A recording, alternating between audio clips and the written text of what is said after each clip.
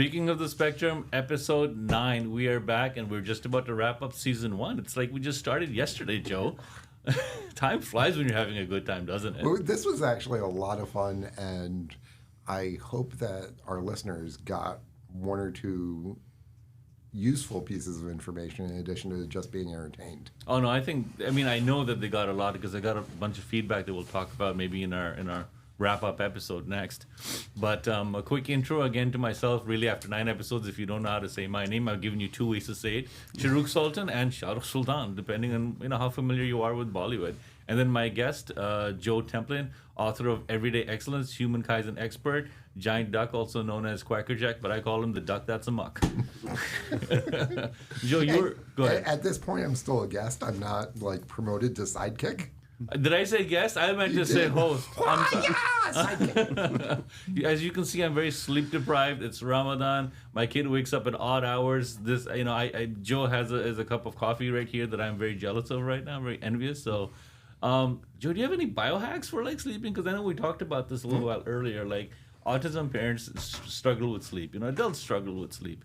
And with my Ramadan schedule right now, that's a wildcard situation right now. So what do you have? Do you have So one of the things that I found through my studies of performance psychology is that music is by far one of the best biohacks that you can use.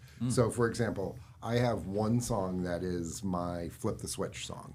It's sort of like walk-up music that I can hear the first few strains and I'm in go mode. I haven't even known the name of the song and it's already my eyes are drooping. What is it? What is the song? So pull that it's just a little bit closer to you. That mic. Just pull it closer. Yeah. so it's Princes of the Universe by Queen, which is the theme to Highlander. I am not looking forward to this remake, by the way. There's no they're way remaking it? I didn't know. Yeah, Christopher Lambert should not be replaced. There's some movies that should never be remade. Yes. And I think Back to the Future, I really hope they do never remake it. I did get to see the Broadway show on my birthday, which is amazing, but that's Broadway. Yeah, Broadway is very different than trying to remake something, and when it is a cult classic like Highlander, you just can't redo it. But early in my financial services career, I found that song was the perfect get in the mood song because of a bunch of the verbiage with it, but also guys in kilts killing each other. So that's always, part of my life, I've seen you on Kill. For those that don't know, we had our Autism Gala, and both years I've attended anyway, this year and last year, Joe was, of course, in an Irish kilt. And speaking of the gala, it's actually connected to our guest today. We'll get to that in a second. I want you to... So see, it's all connected. It's all connected. It's wonderful. But, so the song Princes of the Universe, which is the theme to Highlander, written by Queen, Freddie Mercury and Sir Dr. Brian May. It's just got the screaming guitar and everything, and it just pumped you up. So I would listen to that 3 times between leaving the gym in the morning and getting to my office after my workout. And my first several meetings, I was just absolutely on fire. And so before I do a speech, before I do a major presentation on the way over this morning, I actually listen to it. No. And even just the opening strains can basically flip the switch, and all of a sudden I'm in go mode. So one of the things that I recommend is that you find that one song that becomes your theme song. And when you hear it, you're in go mode. So I've got that one, and I've got another song that is my kick song that I listen to right at the end of a race, the last mile of a marathon or a Ragnar or an ultramarathon, and I'll listen to it multiple times, and that's Man of War's Thor the Powerhead, and it's just like dun, dun, and it comes on. It's like yeah, I have some of those songs that are queued up on my running playlist, like one for the last mile or the last 10 minutes. But what you provided was the opposite. It was for me. I try to look for stuff that'll put me to sleep.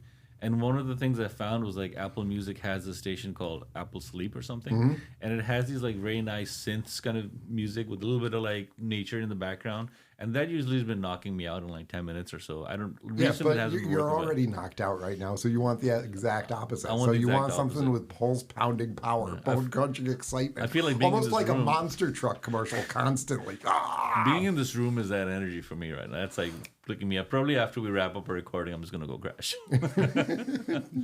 So usually on our episodes we start off with a fact of the day, right?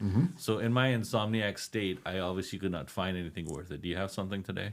So I didn't really want to go with a fact. I wanted to go with more of a conversation around this because we are seeing more and more people diagnosed on the spectrum.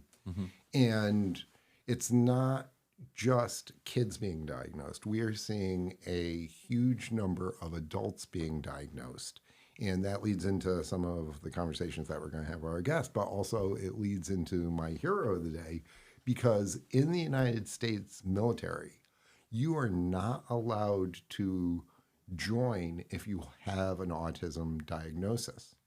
It's a bright line, just like asthma was when I was trying to join 30 plus years ago, which is the reason why I was never in uniform.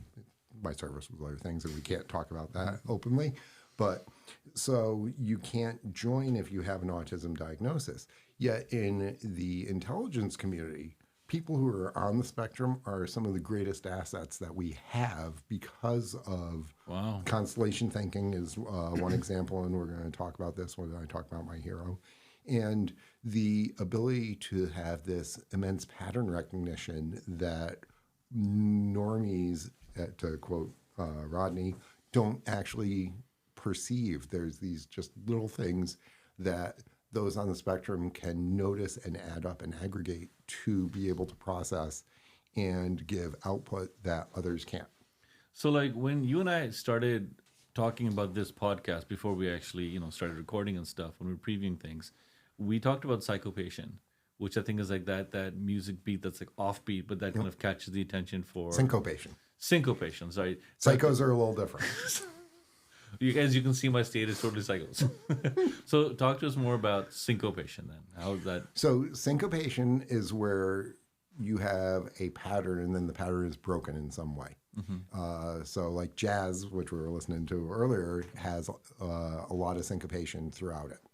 And it keeps it upbeat, it keeps it interesting. It changes the patterns enough that it engages interest. And I was reading a report this morning that the average attention span of an adult in the United States has dropped to 8 seconds, which is roughly the time horizon for memory for a goldfish. So we are all goldfish, and TikTok and everything else is further feeding it. We're living in a soundbite world. Our short reels get much more attention than the full podcast. That's for true. obvious Yeah, reasons. they do. But so with syncopation, it is often that quick disruption that grabs the attention on a pattern, a short-term pattern that then grabs people's attention. But if you're looking for that needle in the haystack, essentially, which is what large data sets are for intelligence work or for trading patterns in Well, even from my line of work, which is like looking for the right legal document among like millions and millions of documents, like find that needle in the haystack. We keep saying it a lot of times in my line of work. Yeah, so certain individuals on the spectrum have that mutant ability, to quote my kid, of being able to find that one thing that sticks out. And so when we had Dr. Ludmila Proslova on, she was talking about putting environments together where people on the spectrum can utilize their unique talents and they can be a huge benefit to the organizations. And so in the military, in the intelligence community, having those people who have the capability to see that outlier, to see the pattern before it becomes evident to everybody else, that is something that can be utilized to save lives.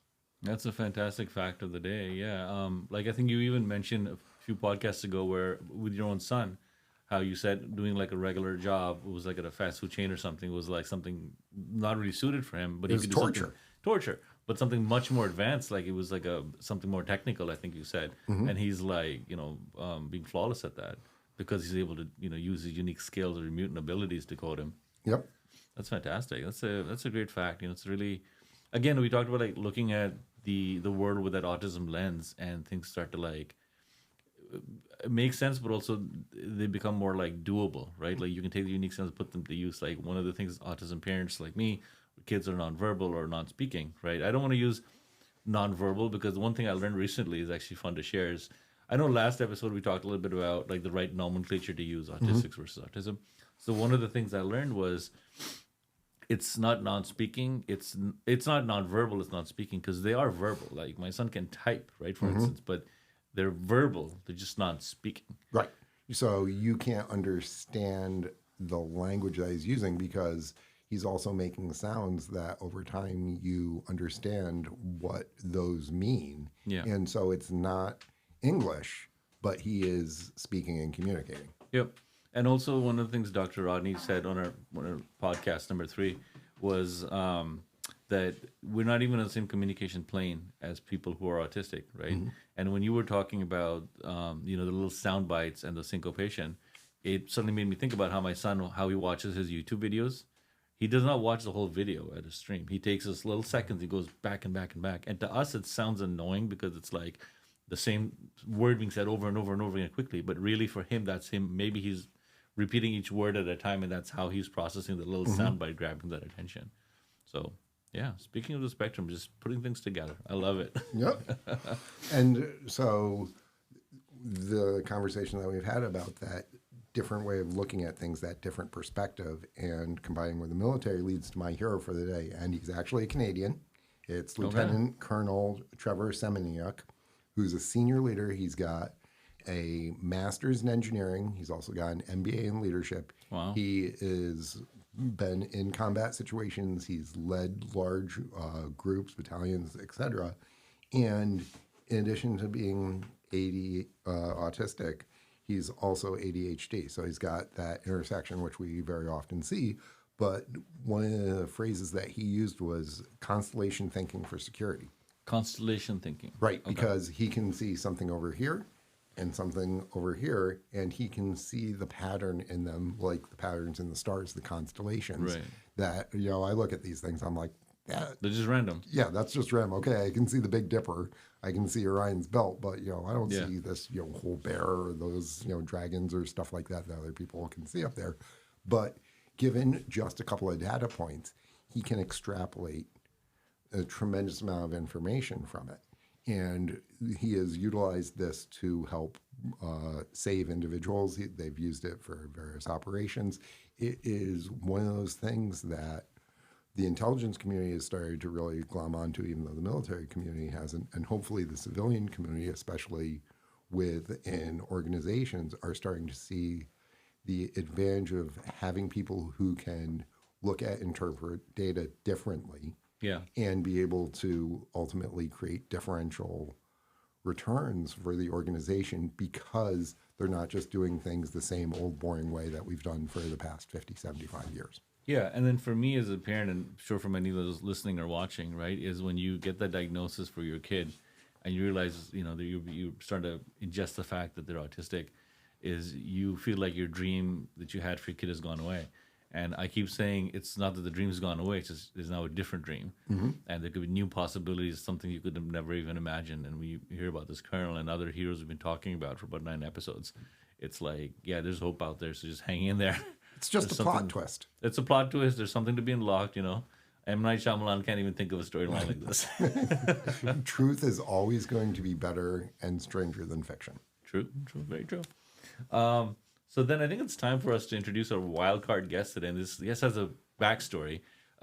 So what happened was we have our autism gala that happens every early spring or late winter or so, hosted by obviously us, the Autism Society Greater Hudson Region. And this year we decided to do something really out of the box involving our podcast. And we put, we put a lot of auction items up for auction. People can come and, donate generously to it. By the way, before we go into that, I think it's important that we thank our current sponsors, Pulse MD, because if it weren't for them and the resources that they provide us, we wouldn't be able to bring this message to the listeners all over the world at this point. All over the world, starting from United States all the way through Australia. This is true, and featured on the news, which That's is right. really exciting. And you're going to be going back on the news, and maybe we can talk about that in a little bit. But thank you to Pulse MD for their sponsorship. They've got 7 places throughout the region. So if you are completely brain dead like Shahrukh is right now from being tired, and you do something and you hurt yourself, go to these guys. They'll put you back together again and get you back functional. Thanks for that reminder, Joe. So, so on the gala, like I was saying, the Soirée for Autism, right? We have a good time. We put different items up for auction. One of the items we tried to do this year was an appearance on our podcast, and I wasn't sure what kind of guests we're gonna end up with, but I'm glad the guest we did is who we got. So Justin Gaines, first of all, thank you so much for your generous donation, of course, to the Autism Society, and welcome to our podcast. This is really your hour from here, and we can talk about whatever you want. I don't necessarily want to be asking you questions or be the interviewer here. This is a fun conversation. It's your show from here, so tell us whatever you'd like about yourself. Yeah, absolutely. So the way I guess I'll start with the backstory on how I ended up at the Soirée. So I have an insurance agency, and we focus on businesses and selling insurance, and I'm the head of that sales team. Okay. And so I have Joe as a sales coach, actually. And so through our conversations and just other businesses I have, the gala came up. We talked about some liquor sponsorship from the wine and liquor store I have. And then just through conversation, it just made sense through my experiences personally and just people in my network that I think could benefit if I knew more about what the Autism Society was and what they do. And I said, I should go. And then me just being the person that I am, I said, well, if I'm going to go, I should have my logo up there. So let me sponsor the event. And That's then, awesome. When this came up, Joe and I had actually talked about, potentially sponsoring the podcast in the future and what that looks like. And when this came up in the auction, I was like, why not? Yeah. It was a great time. We were up on stage. We were trying to get people more yet. And then Justin just came in with the winning sweep, and nobody could match that, which was awesome. So that was good. How did you enjoy this soiree? What was your main takeaway from that? It was really good. I like the setup that it was, where you had that initial cocktail hour where you could network, talk to people, get to know people. But then you also get the focus, sit down, dinner, and then you can build those deeper relationships with people you might not have talked to or had the opportunity to speak with because you're tabled with them. Yeah. So I always think that's a benefit of events that are set up that way, because if you do strictly a cocktail hour, a lot of times, after the first 30 minutes, everybody kind of sits into their own little niche, talks to the same people for the next hour and a half, and doesn't go beyond that. But when you're forced to sit down with people you wouldn't naturally sit down with because there's a seating chart, you're forced to talk to people you wouldn't necessarily talk to. So that was our plan all along. Well, you did a great job then. Thanks. The mastermind there with your two bright minds and everybody else on your board. It was all our board. Joe and I stepped back for this one. I think Yep. we only stepped in for the fact of the podcast and getting the sponsorship and the donation. But I understand you have your own series of podcasts, right? Or Yes, I have my own podcast with one of my good friends from college. It's funny, I'm blanking on the name of it. We just started it January 1st. We started recording in December to have the ability to take a break if we ever needed to, and then recorded through the Balance podcast. the Balance podcast. The So Balance podcast. Why the balance? Is it like the balance sheet or? So So John Proper is his name, and he owns Uteria Health, which is a health coaching and consulting business where they focus on, the holistic approach, and just not that medicine's a bad thing, but focusing on the nutrition and the holistic approach before you turn to popping a pill, taking medications. Food is medicine. Exactly. Focus on something that, one, costs a whole heck of a lot less, and two, is going to be there for longevity. Because if you can correct your health, 10 years earlier, you can, prevent diagnoses, you can prevent certain issues that otherwise you'd pay a fortune just trying to maintain and regulate those things in the future. And even for our autistic children, diet is a big part. There's a lot of discussion around eating your whole foods and eating gluten-free foods are known to have positive effects on children that no amount of medicine or therapy can do. Yeah, and it's the epigenetics that, there is a genetic component to a lot of the neurodiversity, but also it is the environment that can key off a lot of these things. And you and I were discussing some of the research that I've been looking at recently. But 50% of your long-term happiness is basically not your genetics, nor what happens to you externally, but is your reaction, your choices, and how you go long range. And there's a saying, by 50, you have the body that you've earned. And so the choices in terms of, no, I'm not going to have the donut. It's been 39 days since I've had a donut, by the way. Or, I'm not going to eat the highly processed food, or I'm going to actually get enough sleep, which is a big deal for all of us. But those are major lifestyle choices that are inexpensive and have long-term effects, as opposed to popping a pill or just going and that's the focus on it. So he's the health department, and then I'm the finance, risk management, insurance, and financial portions. But the reason we fell on the balanced piece is with TikTok, with our attention spans dropping to 8 seconds, you can find all the information you need on health, on finances through TikTok, through sometimes too seconds. Much information. Like, right. Well, I feel like every time I go on Instagram, they're like, I see a clip where it's like, no, don't do what you've been doing all your life. And it's like, well, I thought milk was good for you. And it's like, no, don't have too much milk, and I do the opposite. Right. And then you feel guilty. Yeah. And so then you have the anxiety portion of it, which causes stress in your body, which isn't good for you, which is negatively impacting your health, which is negatively impacting your finances. And we find that there's a large crossover between the financial world and the health world. And there's just so much overlap that he and I mean, we can talk on the phone for 3 hours when we catch up. Mm-hmm. And we were just like, why don't we just record these phone calls? Like, that's kind of how Joe and I started out. It was exactly like every time Joe and I talk, we were like, ends up being like, we talk about all these things. We're like, we should be recording this, right? Like, and then now we found a common topic, and here we are. Right. Yeah. And the balance piece is trying to go from, you find something that, I shouldn't be doing this, or I should be doing this better, and then slowly finding the balance in your life that works for you. Because part of the issue that I even have in my own life of, I see this thing on TikTok and I realize, I should not be doing this. And you know that it's something you shouldn't be doing, but then you try to do a whole 180 and you try to just go from not doing it to doing it, or vice versa, and it never sticks. Yeah. Going back to the donut thing. So like on Easter Sunday last year, I ate a dozen Boston cream donuts after not having one for 40 days. Right. So I'm going to try and I'm going to have donuts this year, but I'm going to, limit the number of ones that I buy. I'm not buying 2 dozen, so I won't be able to eat that many. So it's limiting via choice, like Kahneman would talk about. But it's also, all right, I can have some but not go crazy with it. It's the golden middle path that the Buddhists talk about. Right. We talk about it. I think on our last recording that we did, we were talking about, the person who goes and eats fast food 3-4 times a week.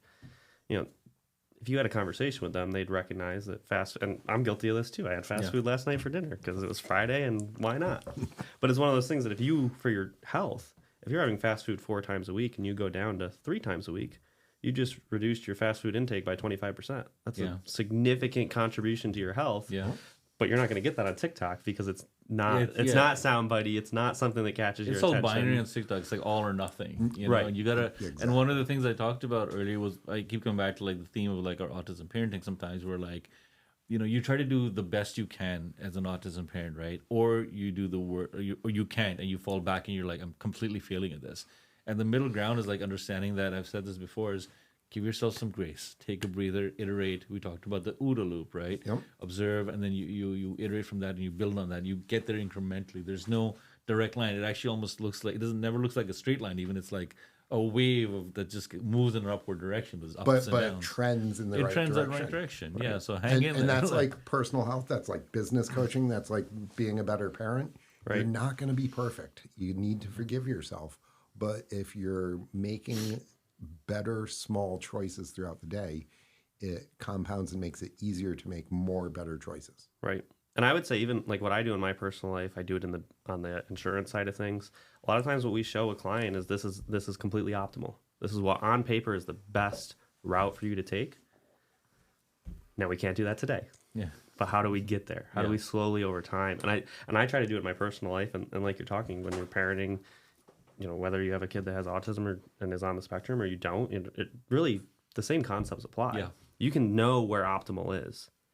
But one, you're not going to be at optimal capacity 100% of the time. It's just Yep. not realistic. You're not a robot. And two, are you making steps towards that? Yep. Because most people don't, you don't go into becoming a parent, having a kid and being like, okay, I'm going into this. I know my kid's going to have autism or be on the spectrum, and I'm going to be prepared for this. It comes out of left Yeah. field. It's like, I wasn't expecting this. So you're not going to be at optimal right off the bat. And like I said, I don't think you're ever going to get to be optimal Yeah. through anything that you do. It's all about getting as close to that as possible and finding the balance. Yep. It's not about, trying to be perfect. Because if you try to be perfect, you're going to beat yourself up. You're going to have so much stress and anxiety that Yeah. life's just not going to be fun. It's like when you start to build a habit of going to the gym or running regularly, right? Joe and I both love running. Is like one of the best quotes I heard was like, it's not about being motivated every day. It's about being disciplined every day. Motivation, you cannot have, nobody has the emotional, mental energy to be highly motivated, get up and go 100% every day. But you can be disciplined, go every day, do your bite-sized workout or your bite-sized run. And that's what's going to build towards that, your optimal like state. Yeah, and you do the best that you can on that particular day. Yep. Some days, it's just like, woo, I'm, a deer. And Yep. some days I'm a broken, shuffling pirate. But I still Some did days you're something. a duck. Some Well, days that's I'm a where duck. I think what most people don't give themselves enough credit for is the awareness piece. Like Yeah. the you becoming aware and identifying something is so much more valuable. Knowing's half the battle. Exactly. G.I. Joe. And people don't give themselves credit for it though. Like just being aware that you have a problem and self-identifying it or having somebody point out it and you actually accept that it actually is a problem. Yeah. That's a huge win. But we immediately, once we identify it, we go to what is optimal and we constantly just start beating ourselves up instead of saying, okay, you did a good thing here. You Yeah. identified the issue. Now start working towards it. But that's the thing with like what you were talking about earlier was like adult diagnosis is also increasing now these days, right? More adults realizing and I don't know what it's like as an adult, like if you get that diagnosis, like are you that far along in your life where like what changes can you make now, right? Like yes, you get an answer to like, oh, this is why I'm quirky or whatever, right? But as an adult, when you get that diagnosis, it's different from when you're a child you get it because you're still in your development phase.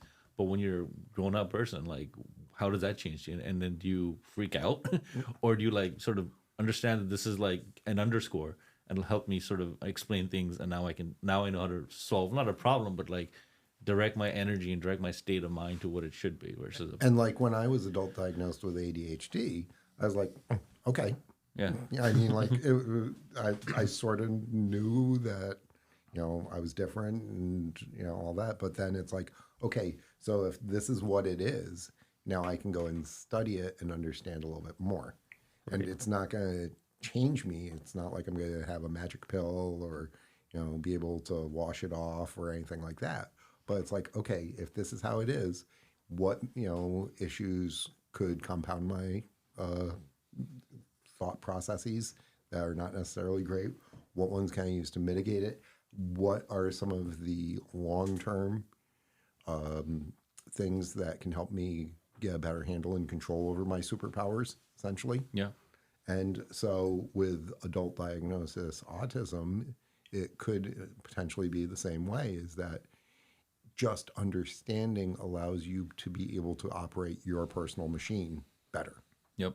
It's like I would completely agree with that. And the reason I say that is so during COVID, while we were all in lockdown and stuff, working for myself, and a lot of our meetings went to remote, so I was traveling a bit. Ended up with a girlfriend that was down in North Carolina where the laws were a lot more relaxed, which was a nice place to hang out. So I'd spend a fair amount of time down there. And she was an occupational therapist. Okay. And her specific, where she was using her work, was in schools with children that were either on the spectrum, just had needs, and she was part of the diagnosing team and working with them to find that balance on how to optimize, their education for their specific situations. And I think it came out of frustration, but it ended up being a very interesting and like really cool conversation that we had, because one day she came home, and I think it was after a night of me doing like weird quirky things. I needed my weighted blanket, textures were weird, and I just had all these like quirks. And she's like, if you're cool with it, like I want to sit down, I want to go through the assessment that we use for kids. Okay. And I'll act like I'm your parent filling out it, you act like you're the child because there's a parent fill out form. And acting like a child was easy for you. Yeah, that was easy. That was no problem. No problem. I can do that. And so we went through and we filled it out. And she's like, this is exactly what I thought it would come back as. And I was like, what do you mean? And she's like, you're right on the cusp. Like literally, if I had one more point in the scale, it would have been, okay, you have autism, you're on the spectrum, and and even then, I'm still on the spectrum, right? Like, because it's a spectrum. We're all on it. You were just in the spectrum. Right. So I was like, there? just beyond. just beyond where it's like, okay, Yeah. we would take action. Yeah. As from an educational standpoint. But it was interesting because it started to have me look at things differently. Like I just thought everybody was that way, right? Like when you don't have the diagnosis, you're just going through life and you think that everybody deals with these things. Everybody has, an affinity towards mushy food or, a blanket that they like more because it's fluffy and soft, or it's now you don't like that blanket tonight because it's too overstimulating. And just all these weird little things that I thought was just normal. Yeah. But to Joe's point of once you start to get the ability to identify it, then you are able to start to make changes in your life and just embrace it. Before I was like, oh, these are weird, quirky things, whatever. And if people give you pushback, you start to judge yourself a little. But then once you know what it is, you're like, okay, this is how I am. This ain't and so bad. This helps me. Like, what's the problem? So do you think there's like, I don't know this, but like, are there a lot of adults out there who are like on the fence about it, but are too scared to get a diagnosis? Absolutely. And because of that, they're kind of setting themselves back. Every person, for the most part, so I can't use, but the vast majority of people are concerned about what other people think. Yeah. And so how are they going to perceive me and all this? And luckily, I had a very high DGAF factor from early on. And so, people are like, it's the Irish in you. It might be, one of 6 kids, whatever. But, being able to say, all right, that's a you problem. Yeah. You're projecting your issues onto me, or you're concerned about this, or I'm going to do my thing, and I'm not getting in your space. I'm not getting in your face. I'm not taking money from your family or your kids.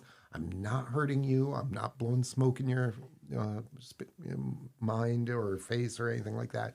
So what I do doesn't impact you. So get out of my life. I don't care. And you know what? Maybe I'm going to say something that might be on the edge. You know what? We need more of that. We need more people to stop being so polite and nice and actually be truthful and kind. And those are very different things.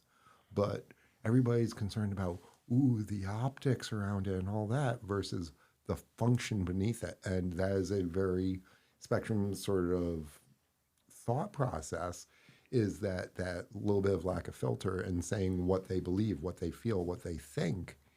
We need actually more of that so that we can have better discussions. But everybody's walking on eggshells. They're so concerned about offending other people. Well, maybe we need to offend a few more people. Even like when we had Medina on talking about destigmatizing the spectrum, right? Where she was talking about, it's the opposite. Where like, I know it, but I don't want to tell others.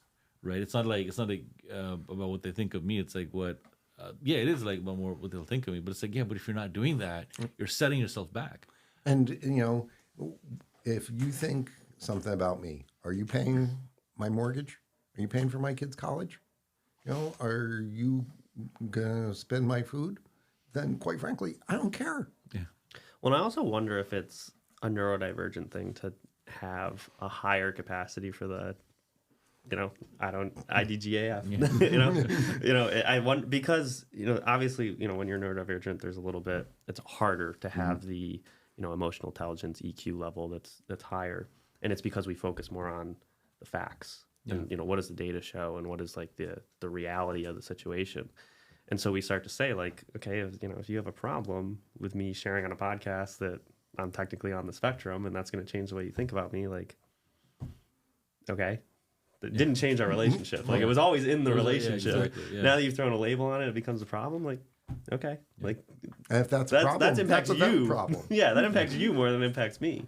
So thanks for your candor on that. And like, I hope that inspires folks who are listening or watching, right, to like be just upfront with yourself, right? Not just with anybody else, with yourself. Be honest to yourself, and get out there, get that diagnosis if you feel like you need it. It's only going to help solve the problem. Knowing's half the battle. That's my takeaway for today's episode. It's like, any closing comments, Joe or Justin?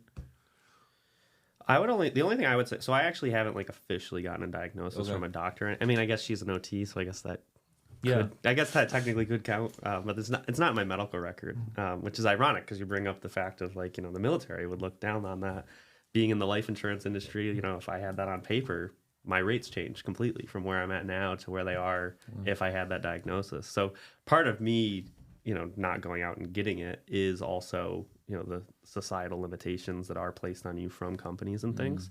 But I think, you can go and do one of those online tests and have a high degree of certainty that you're on the spectrum. And then just play with it, look up. And, one of the things that got me into understanding it better was audio, like listening to, there's these 4D audios that you can listen to now on Spotify. And it makes it like spatial audio in your head. If you're neurodivergent, apparently you're able to like model it in your brain and follow the noise, even though you're just listening to it. And so there's not actually a space thing going on, which I find it very relaxing and soothing, but apparently that's a neurodivergent thing. And so funny, we were talking about that just earlier, like the music. So it's like, if you find those things and just do your own research on things that neurodivergent individuals react to differently and find out that you're reacting to it the way that a typical neurodivergent individual does. Do you need the medical diagnosis? That's up to you. But for me, I think it's about finding the things that help improve your life.